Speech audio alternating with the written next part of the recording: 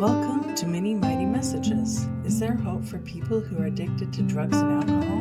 My guest today is Tyler Gordon, who is a clinical mental health counselor and has been sober for 17 years. This is his story. Well, welcome to Mini.mighty.messages today, and my guest is Tyler Gordon.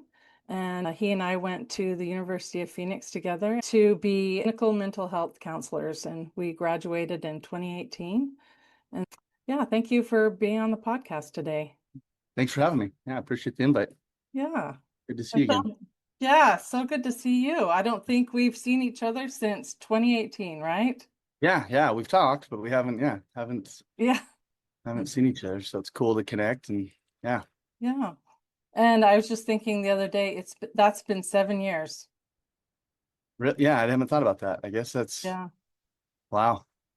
That's Lots happened in 7 years, huh? Yeah. Yeah. Okay, so before we start talking, I was going to just tell you a little bit about Tyler. So Tyler Gordon is a clinical mental health counselor who has been practicing since 2018. He has also been in long-term recovery since July 15th, 2008. He grew up on a farm in Spanish Fork, Utah, where his father raised alfalfa, grain, corn, potatoes, squash, and pumpkins. Today, their family's legacy continues at Gordo's Fun Farm in Lakeshore, offering camps for kids to learn about farming. Daisy Days for families who have experienced miscarriage or the loss of a child, and fun activities like a corn maze, roller coaster, and opportunities to interact with farm animals. So, what have you been doing for the last 7 years? For 7 years, geez. So I guess since graduation, we have moved to St. George. So living down here in southern Utah.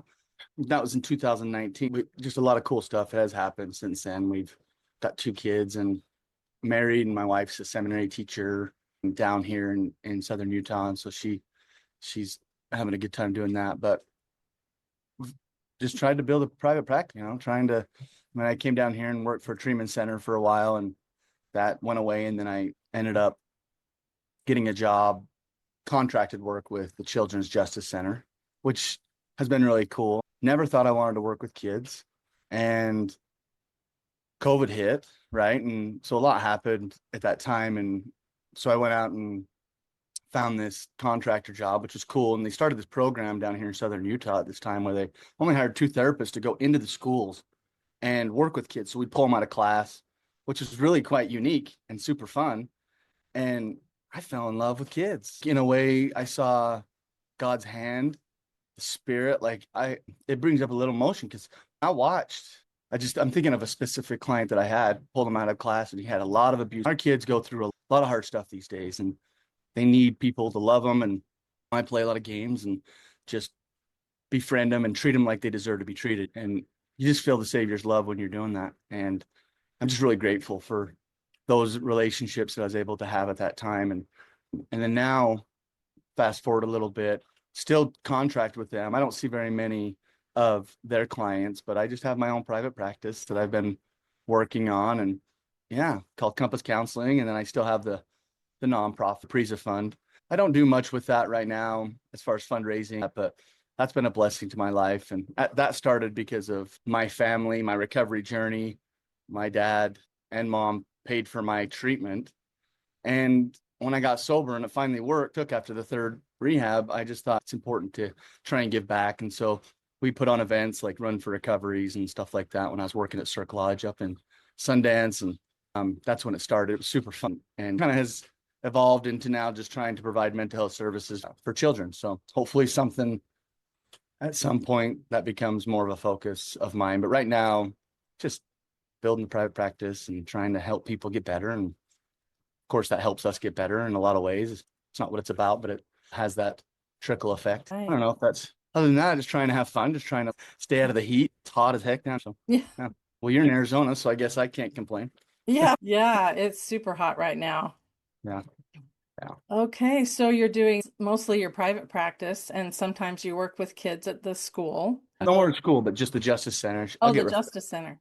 Yeah, they'll refer them over now to my private setting. Before I was going into the schools, I want to say it was like a pilot program. I guess it went well, and now they have a full-time therapist at the Justice Center, and I think they might have more but they get a grant called the VOCA grant, Victims of Child Abuse, and that's where a lot of that started. And man, it was really cool. But again, going to the private practice, they keep referring, but that's since they've gotten their full-time therapist, I don't get a lot of clients from them anymore, which is sad, but it's also they're hard clients and they go through a lot, and it's and 6 year olds, 7 years old. I don't know if you like to do Yeah. that kind of work, but it's Mhm. super rewarding, but it's a lot of work. Yeah, I mostly work with adults. So in your private practice, do you work mostly with clients that have substance use addiction? I would say, yeah, no. I think just all over. I get couples and lots of trauma, and substance abuse just happens to be something that people use to deal with their trauma. And so that's been a heck of a blessing because for me to have the experience I had, I think that has made me a person that people can buy into the recovery process and to therapy because I've got my own lived experience, right? I've gone through addiction, heroin addiction, and lost a lot, and that's my story. And when they hear that, then I think it makes them feel like, hey, I can talk to this guy. And so, yeah, I would say that substance abuse is, but we all know that it's not about substance abuse. It's not about the drugs and alcohol. It's about that's just part of the solution. We need to go deeper. What's driving it? That's shame. So it's always shame, fear, not feeling loved, feeling hurt, not knowing how to take care of the feelings that I have from the hurt that I felt and or the things that have happened to me in my life. And so helping people feel, yeah, they come for substance abuse. And what's cool, I actually get parents that, which remind me of my own parents, but I get parents now who come to me and ask me to help them with their children. And what ends up happening is I end up working with them. And that's really the only thing you can do because in addiction, we get to have our own choices. And that was something that helped me in my journey too. I don't know if you want to get into that, but I Yeah, definitely, I was wanting to yeah, talk about your journey if yeah. you'd want to. Sure. Yeah. Where do you Yeah. want me to start? I I don't know at the beginning, I guess. just go to the Wherever beginning. you want to When start I with was your journey. born. No. Yeah. Yeah. No, I grew up in I had a great childhood. I do like to say this, which is there's two types of kids. There's kids that grow up with good parents and they tend to be bad kids. And then you have good kids who have bad parents. And I had great parents, faithful parents. And in a lot of ways, it's the reason I'm here. It's because of my parents and their faith. And I got some cool experiences I've had with God and his love through their hard work and diligence to remain faithful in their own testimonies. And as I was falling away, and I feel that even to this day. So I have a lot of gratitude for my parents and they're hard worker. My grandfather had a dairy. My dad bought I think it was 30 or 50, 30, 40 acre farm just down the road from the dairy that he was raised on. It was great. Four-wheelers, cattle, working hard, hauling hay. It was fun times. I love sitting on the tractor and working grounds. I'd listen to Garth Brooks and all the great country music as I'd sit and drive around on the tractor. And I feel like my dad had set me up on that. And then I would just go to town. And anyway, so it was a great childhood. I loved baseball. And that was one of the parts is in my story is when I went to go try out for the high school team.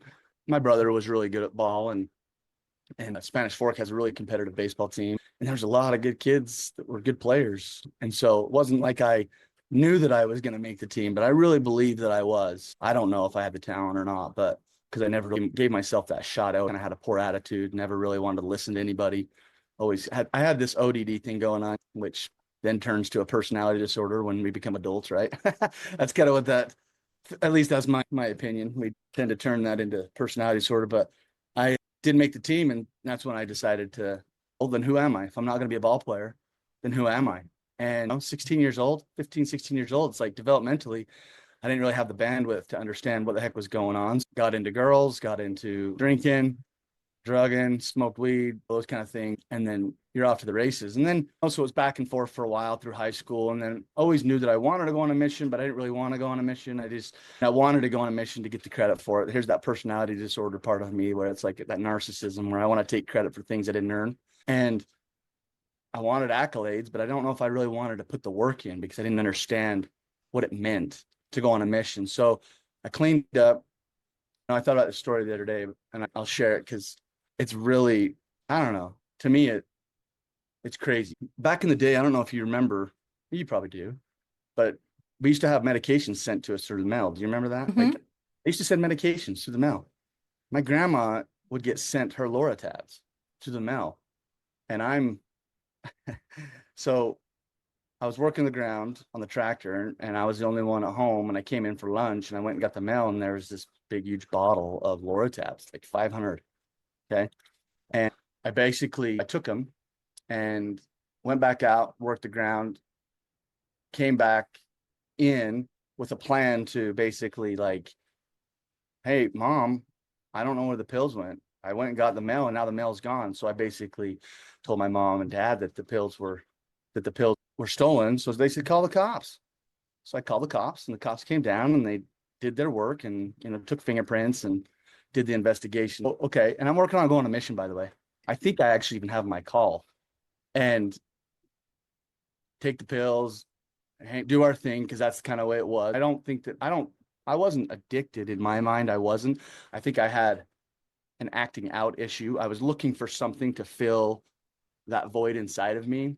And that's what I was really seeking because it's some type of an adventure, but I didn't have much insight and people around me to hold me accountable. My parents are great, but they were both working and they work really hard. But so I had a lot of leeway to do whatever the heck I wanted and I got into some trouble. So, anyways, fast forward a little bit, mission call. I have my farewell that night. We're all at dinner, right? And have the family, all the farewells for the Church of Jesus Christ of Latter-day Saints when people go on a mission and the whole family comes over. Well, they come and watch you give your speech and then they come to the house and they eat dinner. And so we're having dinner and the phone rings and it's the cop. It's a cop. It's a DEA agent. And he's like, hey, Tyler, I need you to come up to the station and I need to talk to you. And I'm like, all right, this is weird. Not even thinking that I'm getting into this is kind of the way my brain works. I always thought I was like a step ahead of everybody, but I wasn't. And got up there and he basically says, hey, we're looking at this case. We're seeing what's going on. And he basically just calls me out and says, I think you took him. And I looked him in the face and in the eyes for an hour and I says, go do your darn job. Get out of my face. I didn't do it. I just was trying to lie.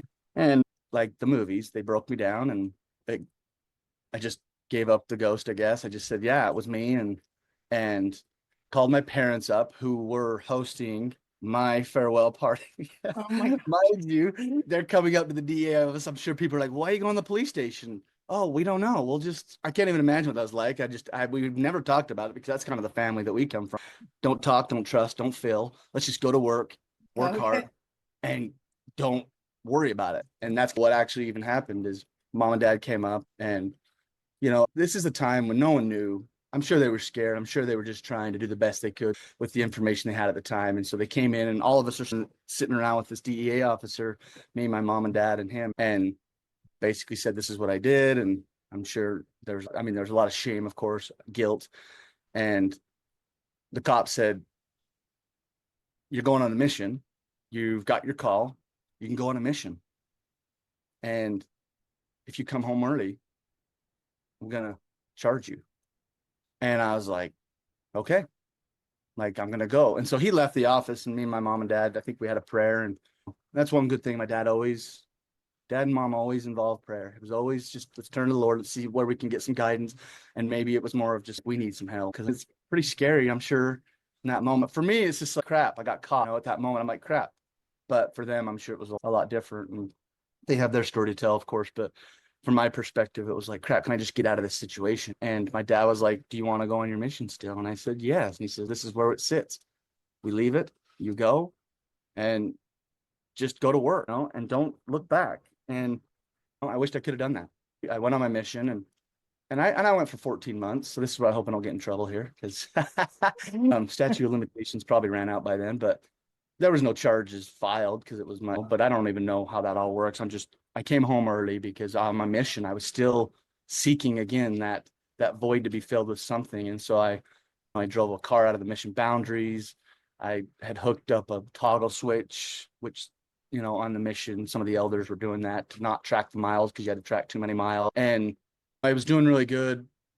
I think I was doing good. I was starting to catch the vision because my mission president told me to gave me an opportunity to start training someone. So now I had the opportunity to do that, which was cool, to leadership. Right? So I thought, okay, here's my chance to try and prove something. We worked really hard. It's a great time. Elder Saunders, he's the only one that I really have ever had any correspondence with since my mission. But I decided at that time to confess, right? This is also part of the story where it's like the atonement at the time for me was really scary. And I think even it is for now for people, is that the atonement shouldn't be scary. It shouldn't be this like iron fist that if you did something, we're going to take everything away from you. I hate that. I hate it. And I know that's created sometimes in our faith with the church. And I think it's a lack of understanding. It's a lack of knowing how to manage people. And it's all out of, I think, good faith, but sometimes it can really hurt people. We deal with people who have been disenfranchised from the church, and love working with those clients, love working with people who have faith issues or faith crisis. We're angry because we've all been angry and we all have people that hurt us. And anyway, so I told the mission president sent me home. And it's interesting, the stake president at the time told me, he says, before I left on a mission, he told me, he said, I have a friend who came home early for his mission and he ended up committing suicide. And I remembered that story. And then when I came home, he was like, we're not going to let you go back. You just need to move on, go get married, go get on with your life. And I told him, I said, remember when you told me that story? I was actually really bugged. And I won't say the name, but I just was really bothered that he wouldn't let me go back. Because I think I was changing at that time, but it wasn't in the cards. I'm not mad at anybody. I'm not holding on to any of that stuff. I think I could have went back and finished my mission. I went to Montana, by the way. So I drove a car home and then back, and I didn't get in trouble. Nobody, my companion never told on me. I think I threatened him and he didn't do anything. And then I told when I was training this kid. What did you tell your companion? I told the president that I had drove a car out of the mission boundary. I confessed the things that I was doing on my mission. Sorry, I didn't explain it very good. But I was acting out and doing things. I think we were hanging out with girls. We had cable. And it's embarrassing. These are the things that I was taking to my grave with me that was haunting me. And I didn't realize that, but just really embarrassing things that I'm just not proud to do. But that's who I was. I was acting a fool. And everyone does stuff like that, Tyler. Everyone. Yeah. Well, I figured that out now. But at the time, I thought I was the most wicked and I was going to burn. And how can you be forgiven when you're on a mission and you take medication out of someone's cabinet or you do stuff that it's just really humiliating now you think about it. But at the time, yes, that's the state of mind I was in. And the thing about regret is I like to go back in the past, and I try and help clients think about this. But when we go back into the past and try and regret what we did, it's like we're trying to change the past. The thing is, it's a waste of time. We can't change the past. It's happened. Right. What's happened has happened. And it's a false assumption in our brain. It tricks us to think that if we could go back, that we would make a better decision. And the truth is, you don't know if you would have made a different decision. It could be worse. It might be better. But that's who I was at that time through the progression of where I'm learning to become the man that I am today, or who I'm trying to evolve in even more so in my life. And so I'm really grateful for these experiences. But at the time, it was like, oh my gosh, my world is over and I'm coming home from my mission and they sent me home. And that now is really hard. Oh yeah. It's really hard. It's happens a lot. It does. Yeah. I've worked with people that has happened and they're carrying that around even into their 30s. Yeah.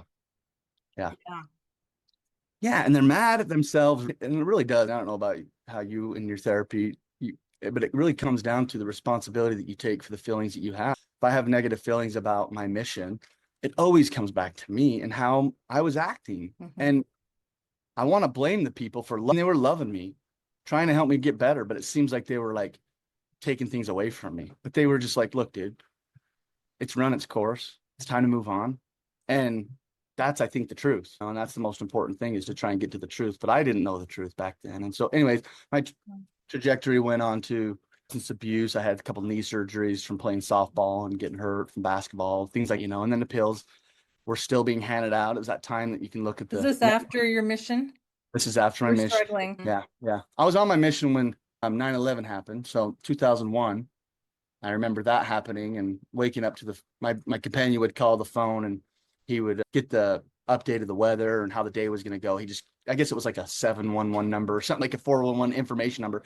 And he'd call it every morning and it said, hey, the Twin Towers have been hit. And so I'm freaking out. And then after that, and I came home probably shortly, maybe 6 months after that, I came home. So it was 2001, 2002, and came home. started to dabble into the pills, drinking again, and didn't really know what I was going to do. But my brother had bought a pizza store, Pier 49 in Springville, and he had opened another one in Spanish Fork, and he wanted to sell a Springville one. And so I asked my dad, and he asked me, "You want to buy this? This could be fun. This could be good. It's a good opportunity." And I didn't know this at the time, and my dad didn't want to do it. He told me that he didn't want to do it, but he said, "How could I do it for my one son and I can't do it for him?" And I think my bishop even told my dad not to do it. But my dad, that's just, he's a good man. And he's not trying to hold on to stuff. He knows that he's capable of going and making more money or doing more. He's not, he knows he can't take any of it with him. And I think he's just got a really healthy perspective. And it was his, Did it give you some hope? yeah. I mean, Sure. yeah, but at that time, I would say it wasn't hope. It was more like, great. Oh, cool. I can now look like I have my crap together so I can keep doing what I want to do. It just, Oh, you were in yeah. active addiction. Oh, yeah. It was just starting to go. So I wasn't thinking about him. I wasn't thinking about anybody but Tyler. I was a selfish, self-centered person, and that's been my problem. It's so funny, Tyler, because I know you for who you are now, and I just think you are so amazing, such a good guy. So I don't think of you like this through all the things that you've gone through. So, I really appreciate that, and it mhm. brings up emotion because I guess that's part of the plan. That's what I hope, that when you're doing something like this, where you're talking to a friend and they're recording it to put it out to the world, which is crazy to me. It's not like I'm looking to do that, but if it does help somebody to know that people can change. We read it in Oh the yeah, scriptures all the time. We talk about it in conference all the time. exactly. And but I thought I was disqualified. That's the difference. And I don't know if you've ever felt that way in your own life, which I'm sure you have, because you're going through similar experiences, just different years and different times and Mhm. different experiences. But I think that's a unique, not a unique, that's a very global, a human deal, is that we all go through this kind of experience of who am I and where am I going and what am I doing? And but we also have an opportunity to change. And so I appreciate that. I really do. It means a lot when I do hear people say sometimes, they'll go, "Look, I don't see you as a guy that did heroin." And I used to shoot up heroin. And I think that shocks people sometimes. It It's what really I, is shocking. It is. yeah, It's shocking to hear. I know that you have struggled with substance abuse. I knew that you had all these problems, but I didn't know a lot of the details. But I just see you now helping people. What a blessing you are to people. The a place that I work, where I work right now, there are several people that used to be addicted to drugs, and they are now helping others through that journey. And I just think that's so wonderful. And I know that's God's plan. Same with me with therapy. yeah, I've been through certain things, and yeah. so I can now help my clients and Yes. I can help people. And Yes. how amazing. You're an amazing inspiration, I'm sure, for lots of people who Well, have I hope so. struggled. And I guess that I appreciate that. I think the main thing is too, is that as and in recovery with people, I think the deal is that when you get this deal, you part of it is giving away. Service is a big part. And as you try and share your story, your experience, strength, and hope, which is what Alcoholics Anonymous has taught me and the 12-step programs in the church, you got to share it with people. You got to talk about it. You got to give it away in order to keep it. And so as I talk about it, I end up getting to keep what I have. And then I remember the stories. So as I talk to you now, I'm thinking about a lot of different stories. And yeah, it's just, yeah, and it's good. And I don't know if you want me to keep going with the pizza store and then just keep, I don't know what Yeah, you, would you please? I ah, yeah. interrupted. There you go. No, you didn't interrupt anything. It was, I just, I was just, my thoughts came back to it. And at this pizza store, I mean, there's still a lot of pain and a lot of hurt still coming, but there's still the good parts of, I want to get away from all bad because there's so much hope and love within that part of my story, I believe, where God was really involved. But the pizza store it got worse. I ended up losing it. My father asked me to step away from the business because he worked full time and had the farm too. So he didn't plan on doing any of this, but he had to step in because I continued to take checks from the store and cash them at these payday places. And I'd be going and getting my drugs, and then he'd go and pay them off. And then he'd just do this. He went into so much money. It was just, yeah, so much of his own personal stuff. And I'm sure, he's pulling out his hair. He's never really expressed what that did for him. And I don't know, maybe it's too bad that he doesn't want to share that, because I'm sure it was really hard for him, but he had a lot of love and support too. But I'd love to know that, to be honest. I say that here because I would love to know what that did and how hard that was, because as hard as that would be to feel that, That's what we have to do, is the thing that we don't want to look at. That's the hardest, is where we find the richness. It's where we find the gold. You're And wanting to talk to your dad and find out how he's felt all that time. sure, why not? I've barely talked to my dad in a lot of ways. My dad's a quiet man. He's a hardworking guy, and he's just got that generational kind of way about him where he just, just we don't need to talk about the hard things. We just move forward. Let's just go. And I love you. And you got to appreciate that. I really do. And I think it's super healthy. But in our world, we need to face it. And in order to heal it, we have to feel it. And the thing is, I hurt a lot of people, and I didn't know I was hurting people. I was just doing what I wanted to do. And you don't think about other people like that. But it's not a nefarious thing. Like, I'm like, oh, hey, today I'm going to really screw over my brother or whoever. That's not what, that's honest. That's my truth. I know it doesn't seem that way, but I was just thinking, this is fun. I'm going to go out and party and have a good time. So I ended up losing my pizza store. So the story that my dad, so it got so bad with the money part that he called the cop. He tried to get advice. He tried to have people come and help me. I wasn't listening. I would lie by assent, which I now understand is tell people what they want to hear without planning on following through with it. There's three types of lying: lying by omission, lying by commission, and lying by assent. And I would lie by assent and omission too. I give them a little bit of details, but just enough to get them off my back. And yeah, I was a liar. One morning I woke up, I was staying at their house, and I went to go. So I woke up because I heard someone come to the door, and I had my drugs and my needles in my sock that I woke up. So I had enough drugs to go throughout my day, and went to go downstairs in the basement to go down to the bathroom. And there's a door before to go to the bathroom or to go to the bedroom. My sister was living there, and it was locked. And I found out later the reason she locked that is because she was scared that I was going to come in and do something, hurt her, or probably take her stuff, because I was stealing stuff. So I didn't know that at the time, but so I locked, the door's locked. And so I'm walking up the stairs because we have a split level. And I walk up the stairs, and there's a sheriff standing right there, and my dad. And I just look at him like it's a normal morning. I say, hey, good morning. And I walk up to the bathroom, I lock the door, and I start getting things ready to get high. And boom, boom, he knocks on the door and he goes, get out. And I says, no, I'm going to the bathroom, leave me alone. And I'm starting to kind of like, crap, what do I do here? So I take my needles and I try and hide them, which wouldn't have taken 2 seconds, but he'd have found them. And then I had my heroin, and I was like, I can swallow this. And my ego, part of my brain says, no, he's not here for me. He just wants to talk. So I put it in my belt loop and I walked out, and he comes into my room and he looks inside my room and he's like, what are you doing? I says, what do you mean? He says, are you on drugs? And I didn't really want to fight. I was like, yeah, I figured he already knew. He's like, I look around your room. I see scriptures over here, because this is how I used to do things. I used to spiritualize, which is a defense mechanism to keep people off your back. Spiritualization, my scriptures, pictures of Christ. I had all this LDS church stuff around me to convince the people that I was doing better than I was, when inside I was just burning it down. And I said, yeah. He says, well, where's that? And I pulled it out of my belt loop and I handed it to him. And I says, you're not going to charge me with that. And he looks at me and goes, the hell I'm not. And he charged me 7 third-degree felonies: theft by deception, forgery ×5, and possession of a controlled substance. And I'm looking at 7 third-degree felonies. And I can still picture being handcuffed in front of my mom and dad and being let out to the cop car from our house, which I know is a hard thing for them to probably remember. And because I still see their faces.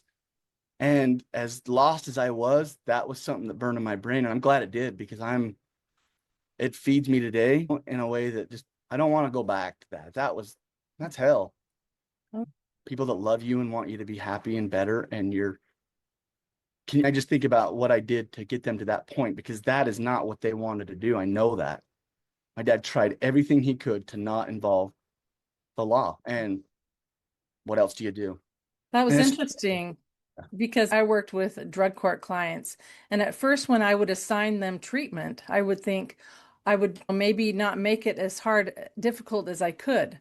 But I realized that I should give them this opportunity to think about their life, to do the groups, to do the UAs, to think about why they're doing this. This is their chance to get better. yeah. So going to jail and sobering up, that is actually a good thing.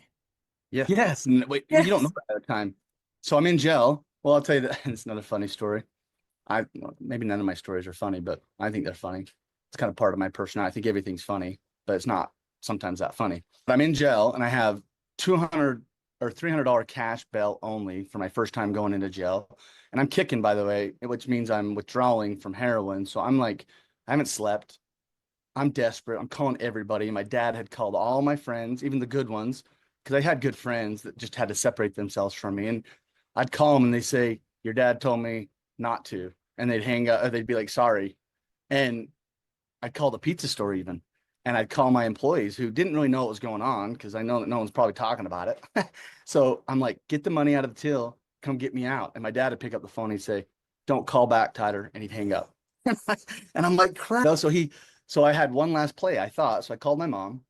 I said, Mom, they're going to pull one of my front teeth. And I think my mom paid a lot of money for all of our kids' teeth. But my mom, I think she would have been really upset. I really thought that if they were going to pull my tooth, she'd come get me out of jail.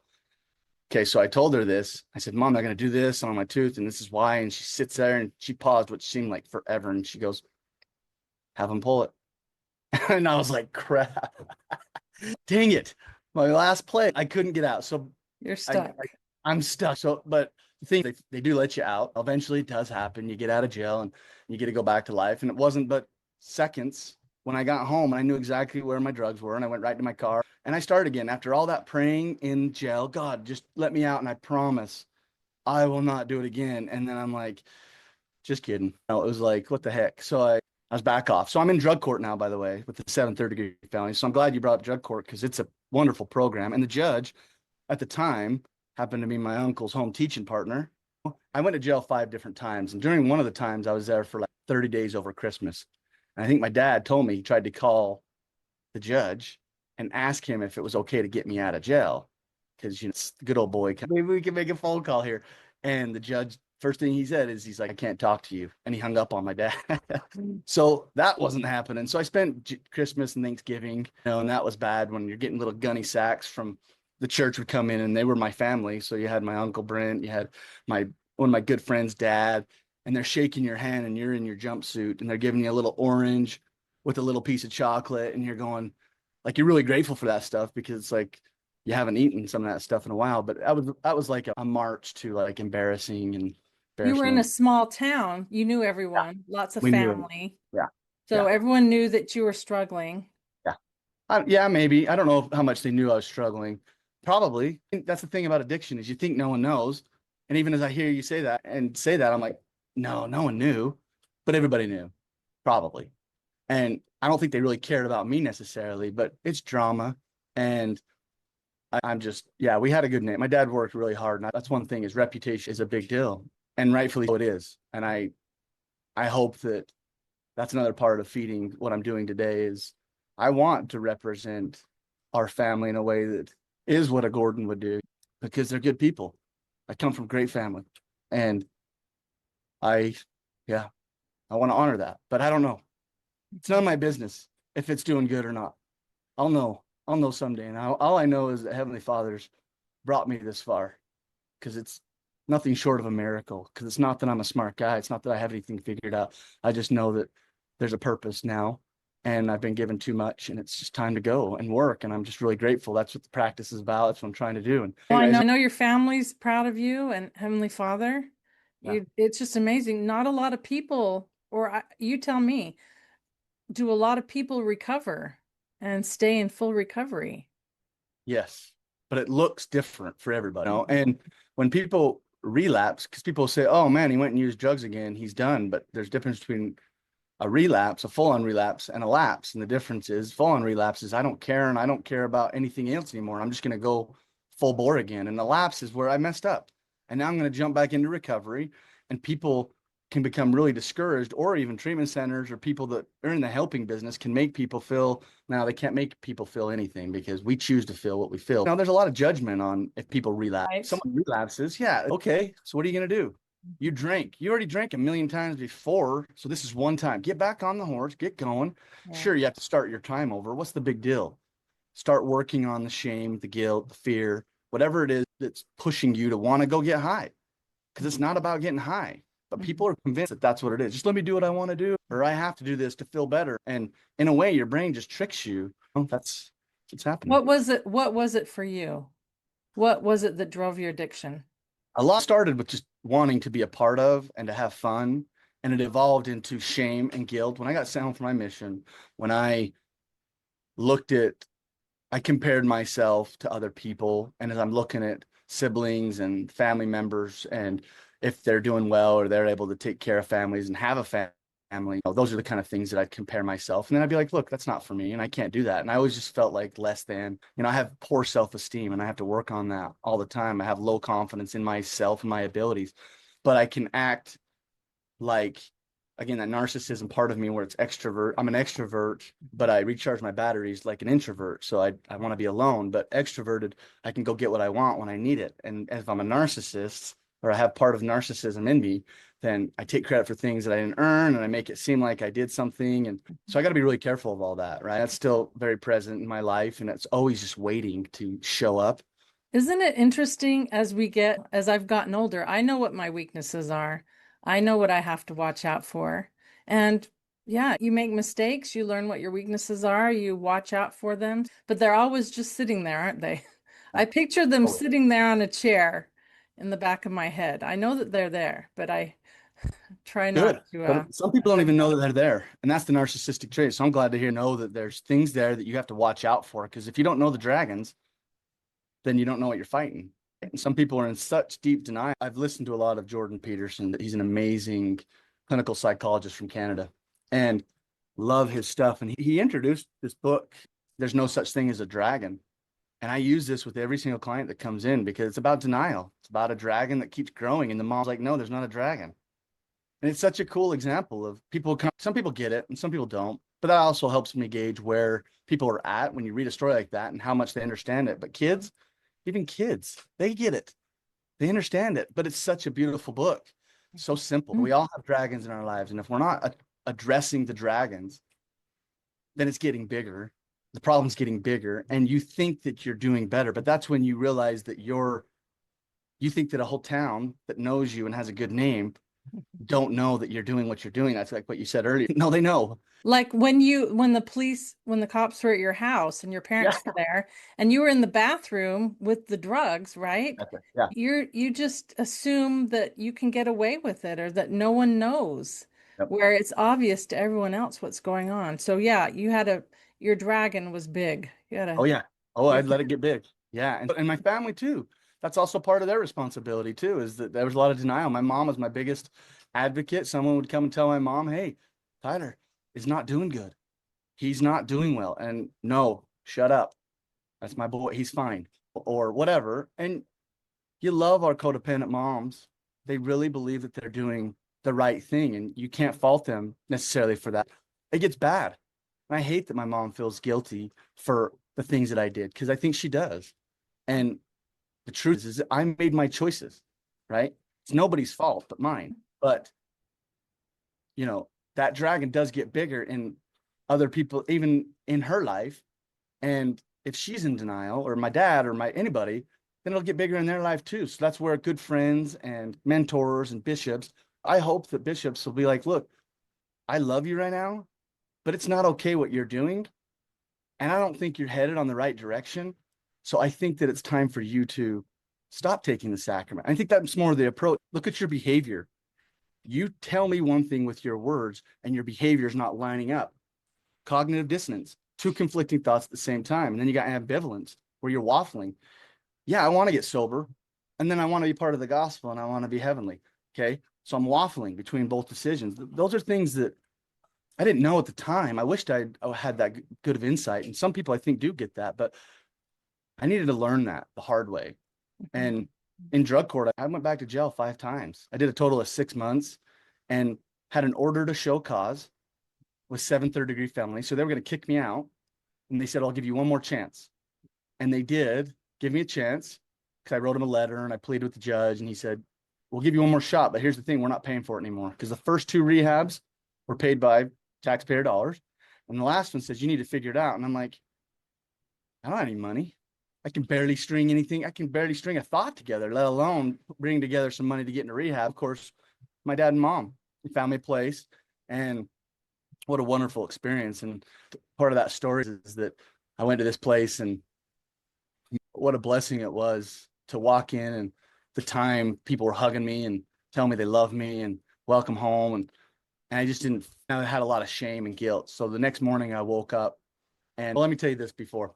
So when we were sitting there, my dad was sitting at the table. The owner of the treatment center was here, and my dad was sitting there, and I was back on a couch in the back, just like waiting for him to fill out the paperwork and do the stuff. And my dad was $18,000. And my dad turned to me and said, you done? Are you done? And I think that was his way of saying, dude, I have exhausted all my resources. I can't do this anymore, dude. I don't have any money to give. So he told the guy, he said, I got 2 checks, cash this one, and then wait a month and cash the other one. And the guy said, okay.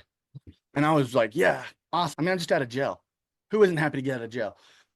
So the next morning I woke up and I'm in group with 15 other dudes, and they're all laughing and having fun and loving on each other, or whatever. I was just really not willing to feel the love. I got a story for that too, if I can remember, but from the temple. But they're feeling all this love, and it comes around to me to check in, and I'm like, I got to get out of here. And I was crying. I was the crier. I still do cry a lot, but today they're tears of happiness and gratitude. But I had so much shame built up. I was just crying. I said, I got to go. You got to give my dad his money back. I'll go back to jail. I'll take my charges. And I went into the treatment center owner's office, and he sat me down and he said some real colorful words to me and a lot of different things that probably can't repeat on a nice podcast like this. But he basically said, it's none of your business what your dad does with his money. Your business is to get your butt back in that room and talk to those guys about what's going on with your life and take the blessing that your dad has given you to figure this out. And Were I there mean, too many feelings in that room? Was it too open? Too many emotions? it was so many emotions. And I think there's so many people that are so hurt. There's so much going on in a group of 15 people in a rehab that's a 60-day inpatient rehab. You run groups and you do this stuff. It's a lot. I feel deeply. I'm an empath, I guess, is what people say, whatever that means. Like, I feel deeply. I'm compassionate. I'm a therapist, right? So I feel deeply.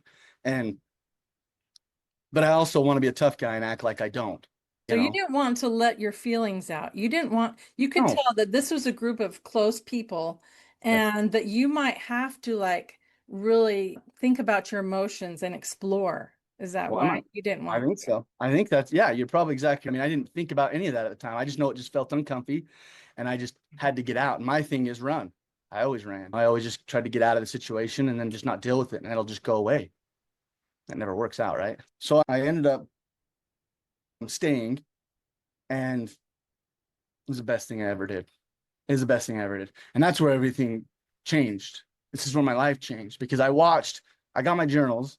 I can go back and read these things. And I did the other day. And I just sat after reading them and I sobbed, because I went from a victim, why has this happened to me, God? Why? To, I have a brother that came in today, and I look forward to this guy coming in, but I can totally see how he struggles the way that I struggle. And I started to shift. I started to become a new creature, like the Book of Mormon talks about, like the scriptures tell us. And I didn't know necessarily that at the time, but as I've done my work and studied, that's what was happening, is I was turning into somebody different. And I love the progression from when I first started at my first rehab. I kept this little journal, which, by the way, had God grant me the serenity to accept things I cannot change, and the courage to change things I can, and the wisdom to know the difference. It had that on the front of the cover, and I never bought that. I don't know where this book came from, but it showed up in the basement of my parents' home, and I just used that. And so I kept a log from Foothill, Spanish Fork, all the way until my final rehab. And when I was leaving, and when you see it, you can read victim to worrying about other people and turning into a person that just love. I finally started to catch the vision of brotherly love, and how much I need to care about other people, and how much I need to care about myself, and all that good stuff. And that was the first time I've ever experienced that, even in my own, I think, familiar situation. Like, my brothers my brothers were hard dudes. They were the coolest guys in the whole wide world, but they wanted nothing to do with me. And I always thought that was something wrong with me. I hate that. I hate that, because, yeah, all I wanted to be was a part. And I even still think that's a part of my life, and I hate it. It's all good. We Are keep you working. are you saying when you were young you didn't feel like you were a part of your like I just connected with your brothers? never connected, but not really. I mean, I always wanted to be around, but I always was teased a lot.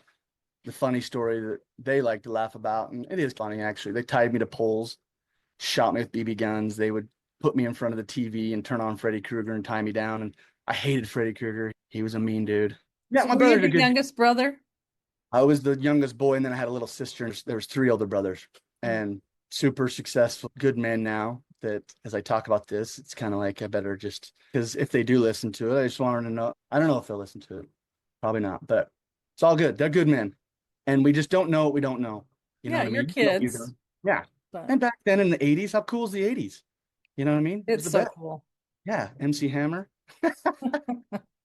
Yeah. Anyways, it was great, but yeah, got out of treatment, went to sober living. That was a blessing. The bishop paid for my first couple months, and then I got a job at Walmart. When I was going to get a job at Walmart, like I'd been praying for a job, I left the sober living, and Spirit said, pull into Walmart. And I was like, no, I'm not going to Walmart. And immediately the Spirit says, you've been doing what you want to do forever. Do what I want you to do. And I was like, okay. I pulled in. They literally hired me like the next day.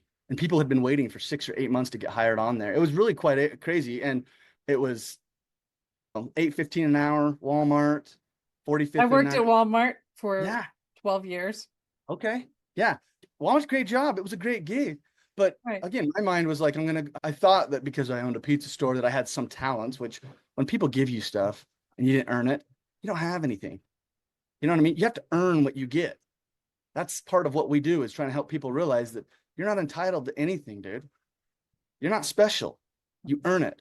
And as I was scrubbing the floors one night at Walmart in the dairy, my friends from the sober living would come in and they'd look down at me and I'm scrubbing the floors and I'd look at them in their nice clothes and I'd be like, oh my gosh. And then I just kept going. But I was there and I learned a lot. I learned a You lot were about my, humble. I was humbled. Yeah. I was better than going back and going to jail and those tin toilets that you have to sit on where people can just walk by. And that's humiliating. It's humiliating. And there's a reason for it because they don't want you to come back. But people don't get it sometimes. And I'm grateful that the Spirit told me that fifth time when I got sent to jail because I didn't share that part because there's just so much we could go on for a while, but I want to get to the good stuff. But in that fifth time, I realized something because for a long time I realized that I thought that I was not those guys in the jail cell with me. And for the first time, when I was looking around, and this is the Spirit, this is why when Elder Holland talks about the Spirit, even in the depths of hell, the Spirit can be with you and teach you and guide you. It spoke to me and says, "You're those guys. You're just like them." And I got it. And I was scared. I was scared. And I didn't want to be that. I didn't want my life to be that way. And so I did all that I could. And I went in the shower. It was the only place you could have peace and quiet. And I said a prayer. And I think I used some colorful words. I don't think God really cares as long as you call on him. He doesn't care what you call him. But I just said, you got to help me. If not, I'm going to die. And I'll do it. And I meant it. And he has showed the way. And I can't deny how far he's brought me, but I'm really grateful for that. So yeah, fast forward, sober living, Walmart, good job. So all the guys at sober living, not all of them, but a few of them came up and said, hey, we're going to go sell security systems in Ohio. And we're all going to go out and be on the team and we want you to come. And I'm like, sweet, sounds good. So I put in my time at Walmart and I thought I'm going to go out and make some good money. They're promising that we're going to go sell security systems. Well, everybody bailed except for me, which actually makes me happy because I actually am a guy. There's one thing about me. I do follow through with my word. You ask me to do something and I tell you that I'm going to do it. I'm going to do it. Mainly at first because I didn't want to be embarrassed by telling you something. And then for you to be able to say later, I told you to do something. You didn't do it. I don't know. I just don't like that feeling. And so I was like, okay, I'll go. And so I ended up still going. A lot of people were like, hey, you're going to relapse. And the only person that I talked to about going and doing that was my sponsor. And at the time, Robbie's his name. He said, you can do anything you want to do, Tyler. You can work in a bar if you want to. As long as you trust God, clean house, and help others, you can go anywhere and be around anybody. You don't need to be in fear of anything, dude. And it was like, you're right. I can do this. But I was always looking for an excuse, right? To be a victim. Oh, I wasn't going to go. Well, I go out to Ohio and I'm alone, right? By myself doing this thing. And the very first day I get out there, I get mugged.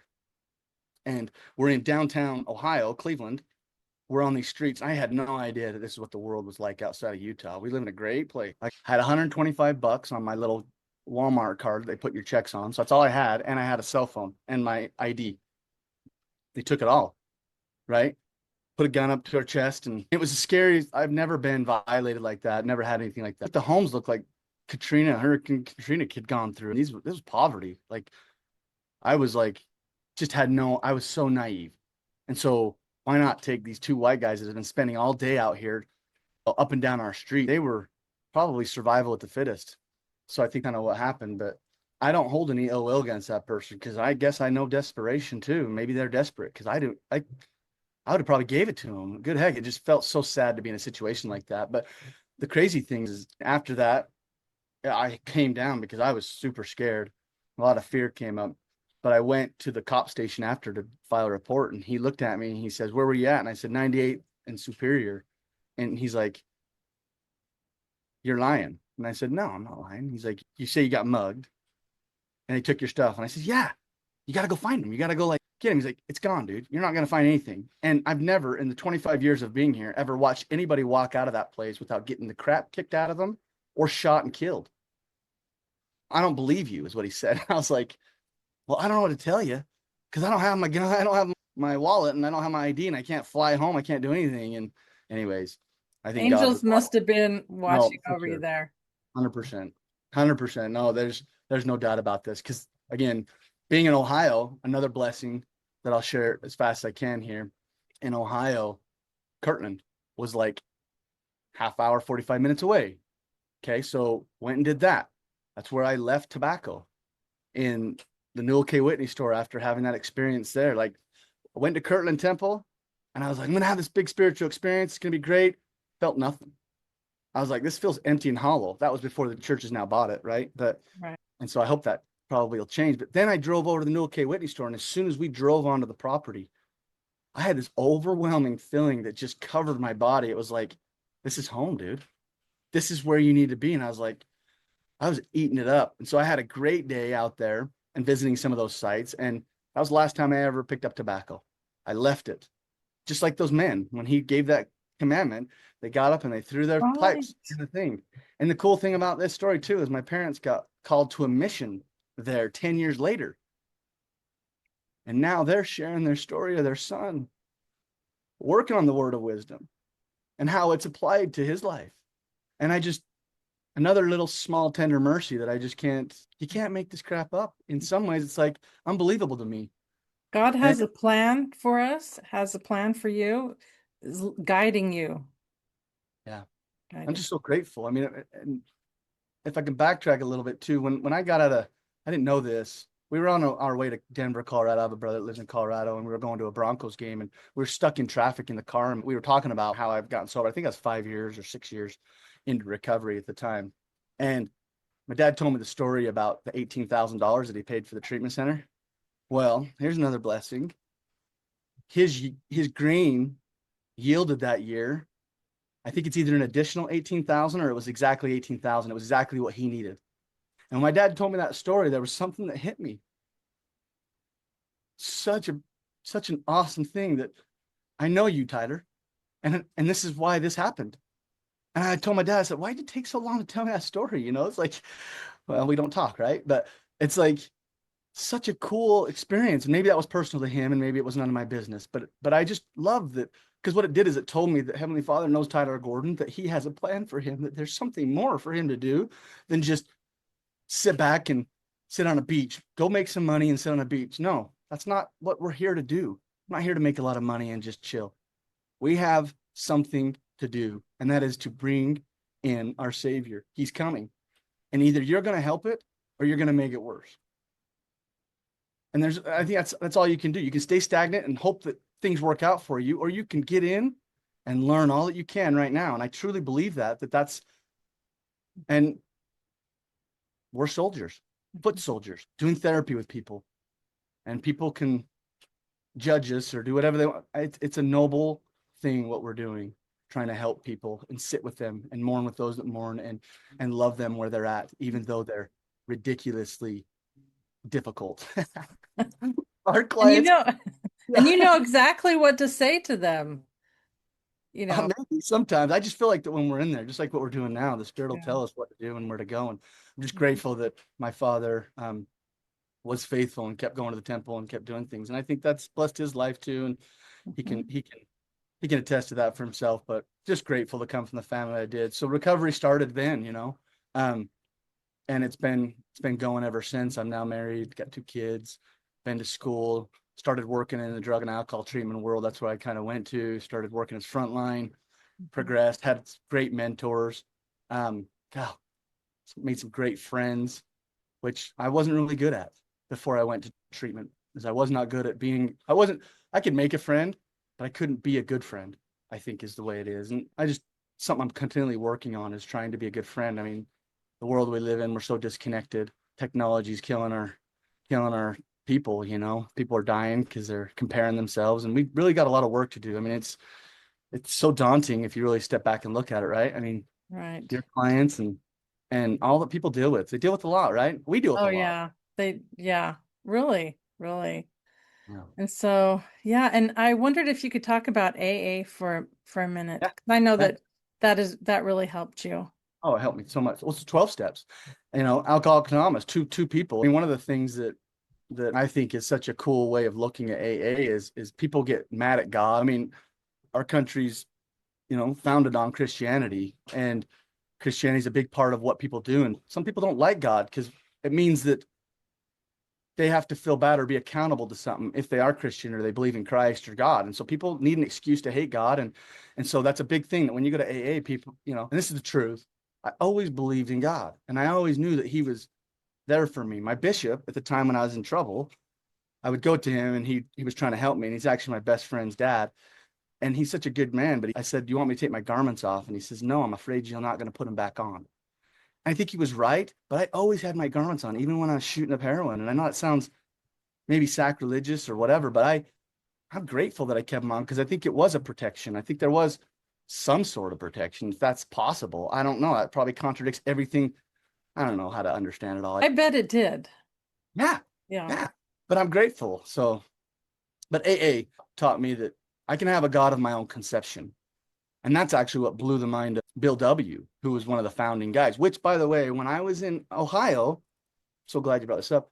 So the church, Jesus Christ of Latter-day Saints, which I 100% love and believe in and just want to be, I just love it. It's great. It helps my life, helps me get closer to God. I'm now working in Akron, Ohio, selling security systems, which is where Alcoholics Anonymous started. Wow. So do you think it's any coincidence? So how many miracles?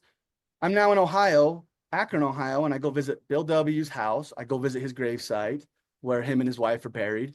I have this, and I'm all by myself. I'm on this like God kick, just going around to these places where I never would have raised enough money. I never would have had enough ambition to go see these myself. But God knew that I probably needed these foundational things to realize, look, this is a place where this started. And you can take these tools because the church has adopted the 12 step and they use it for their ARP program. It's amazing. And the 12 steps are inspired of God. And it's the first step, which is we admitted we were powerless over alcohol and our lives have become unmanageable. It's the only step we have to do right.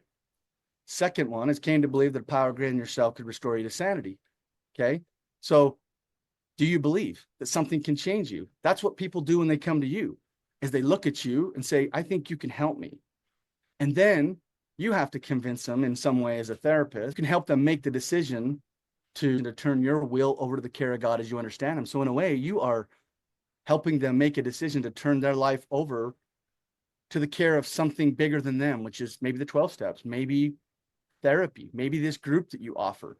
That's what the 12 steps did. Now, I didn't really understand that until I had to be in the program. And I'm like, church is kind of my thing now, and where I want to be is no matter what, the basics for me are always going back to the 12-step meetings. That's the basics for me. And if I'm ever in a place where I'm like, I'm not going to a meeting, I'm in trouble. But I don't need to go to meetings every day in my mind. I don't. That's just the way that I live it. I'm not saying that's for anybody else. I'm not claiming that I'm part of that program where that's something that I'm selling. But if my attitude is I'm not, I'm in trouble. So I'm always down to do those kind of things. I mean, I love it. And just like church and sacrament meeting, you can take something good from anybody talking. It just depends on where you're at. I can get mad that the lady gets up and bears her testimony for 20 minutes. Like people get really buzzed, like, oh my gosh. It's like, who cares? She had a lot to share, and probably it was really good. If you were listening, you might have taken something from it, like, but we all like to judge and Mhm. by we, I'm talking about me. So that's all I can really express. But 12 steps are amazing. And I would advocate 100% that if you're struggling, get to a meeting. And they're all over, all over. You just have to get on a phone because I know you got access. If you can find drugs, you can find a meeting.